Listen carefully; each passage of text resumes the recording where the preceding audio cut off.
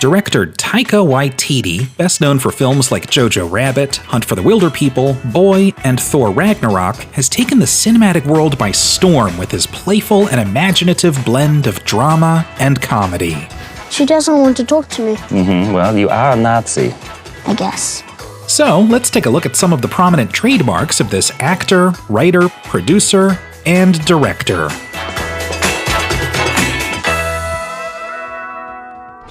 Most of Taika's films are told through a child's perspective, like Hunt for the Wilderpeople and Jojo Rabbit. This trademark was first on display in his 2004 Oscar-nominated short film 2 Cars, 1 Night, in which 2 brash kids find friendship as they carry on a conversation in a parking lot. You wouldn't sell it? Nope. Why not?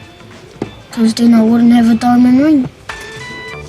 Taika's most personal film, Boy, builds upon the themes explored in 2 Cars, 1 Night, and is perhaps the best example of showing the adult world through the lens of a child. The main character, aptly named Boy, is a Maori youth living in a small New Zealand town who has to grow up quickly because of his environment. He spends his days fantasizing about the exploits of his estranged father, who just so happens to be played by Taika Waititi. And can you stop calling me Dad? Taika frequently makes appearances in his own projects. He had a minor comedic cameo in Hunt for the Wilderpeople, he played the more favorable son in Eagle vs. Shark, he provided the motion capture and voice for the lovable Korg in Thor Ragnarok. I'm Korg, this is me. We're gonna jump on that spaceship and get out of here. Wanna come? And he starred in his vampire mockumentary, What We Do in the Shadows. Well, that didn't go so great. I hit the main artery. On the upside, I think she had a really good time.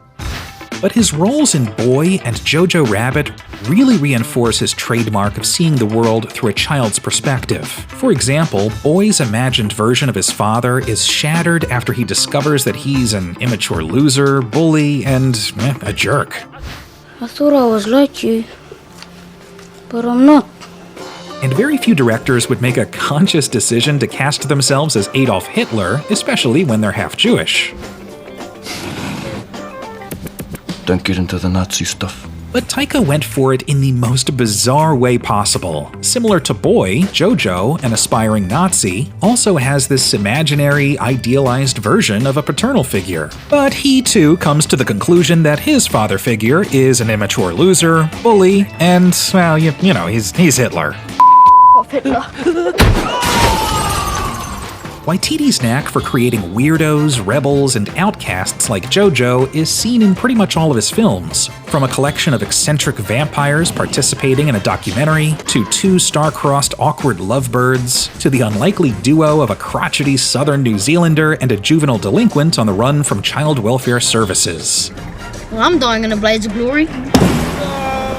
Taika was somewhat of an outcast himself, growing up in a small town in New Zealand, raised by his mother, a schoolteacher, and father, an artist. You know, I'm always inspired by the outsider artist. I love people who can see things with an innocent viewpoint. Also, it's worth mentioning that Taika's own offbeat artistic sensibilities are often seen throughout his films.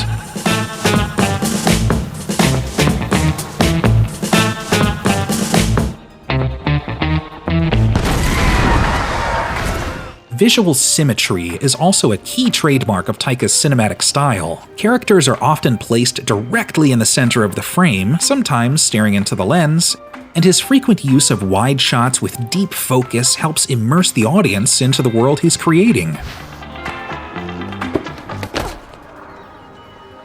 Plus, his use of montages with either jump cuts or voiceover helps establish characters.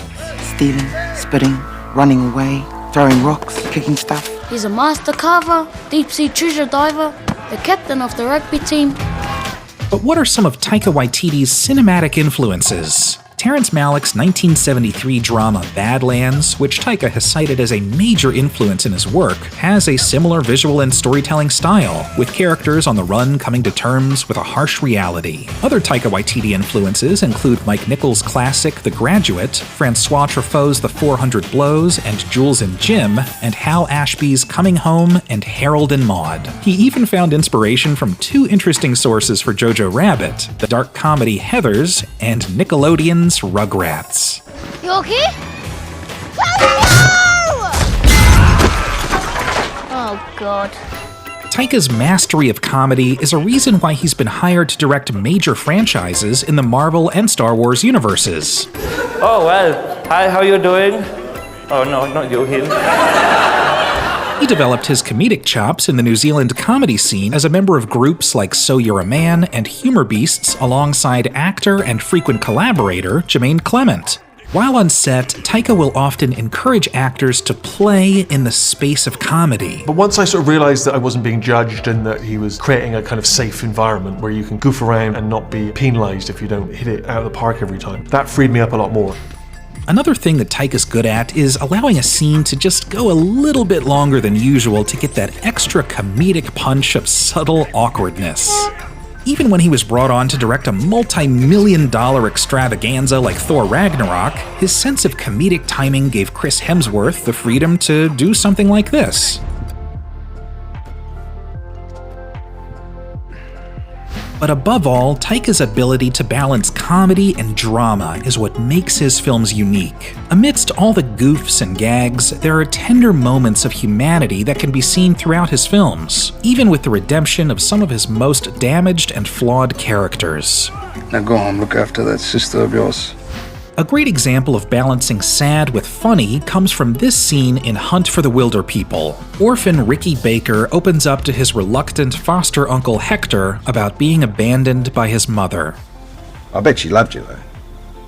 Doubt it. Well, you never know. You're pretty likable. And then we get a nice, subtle, funny moment. Good night, Sam. Oh, I haven't got that fixed yet. That's the essence of a Taika Waititi film. For years, he's fine-tuned his style to the point where these trademarks of his are instantly recognizable, and they truly resonate with an international audience. When speaking with the New Zealand Film Commission, Taika addressed what makes his films different. Quote, "Although there is often darkness, there are also little bits of light to encourage hope and hold on to possibility." Prepare to leave the house. Is it dangerous? Extremely.